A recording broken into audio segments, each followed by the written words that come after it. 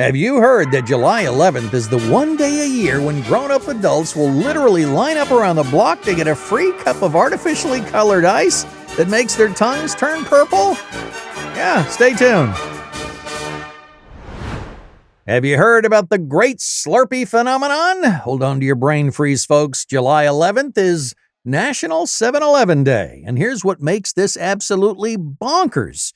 Since 2002, 7-Eleven has given away free Slurpees on their birthday, July 11th, and people go completely insane for it. We're talking about a frozen drink that's basically sugar water, artificial flavoring, and enough food coloring to paint a small house.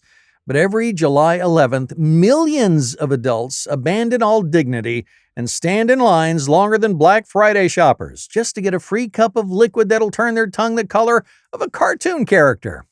7-Eleven was founded in 1927 as an ice house storefront in Dallas, Texas, and was originally called Totem Stores, which sounds like something you'd name a storage unit.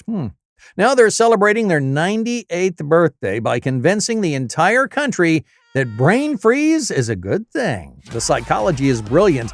You take something that costs 99 cents, you make it free for one day, and you watch grown humans lose their minds over frozen corn syrup.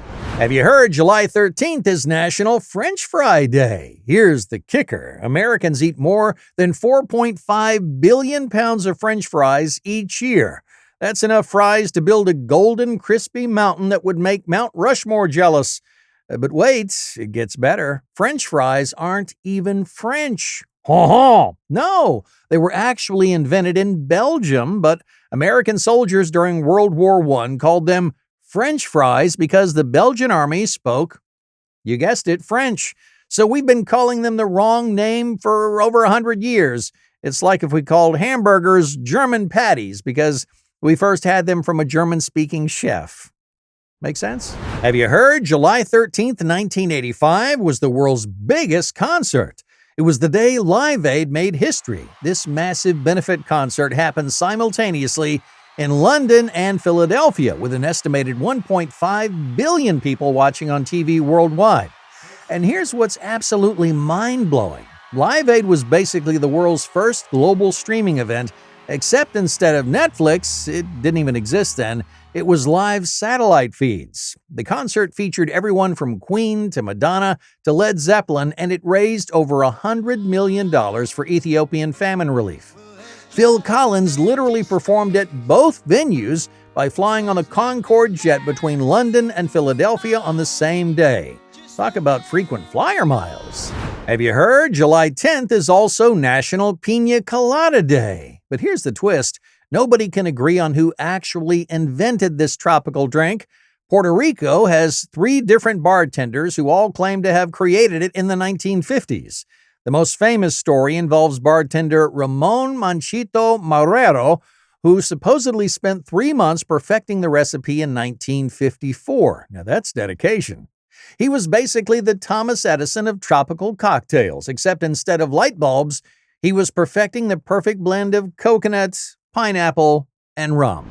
Have you heard? July 11th is World Population Day. This day was established to focus attention on the urgency of population issues. Here's a mind-boggling fact. The world's population grows by about 83 million people every year. To put that in perspective, that's like adding an entire Germany to Earth every single year. 83 million. At current growth rates, we're adding about 227,000 new people to the planet every single day. That's a lot of birthday parties to keep track of. Have you heard? July 10th, 1890 was when Wyoming became the 44th state. Happy birthday, Wyoming. But here's what makes Wyoming really special. It was the first state to grant women the right to vote, earning it the nickname the Equality State. Wyoming was so progressive about women's rights that when they applied for statehood, Congress told them that they had to take away women's voting rights to join the Union. Wyoming's response? Well, we'll just stay out of the Union for 100 years rather than come in without our women folks. Now that's standing up for what's right. And that's all for today's edition of Have You Heard? Please leave a comment if you learned something refreshing today. I'm Troy W. Hudson, the voiceover with personality. Until next time, stay curious.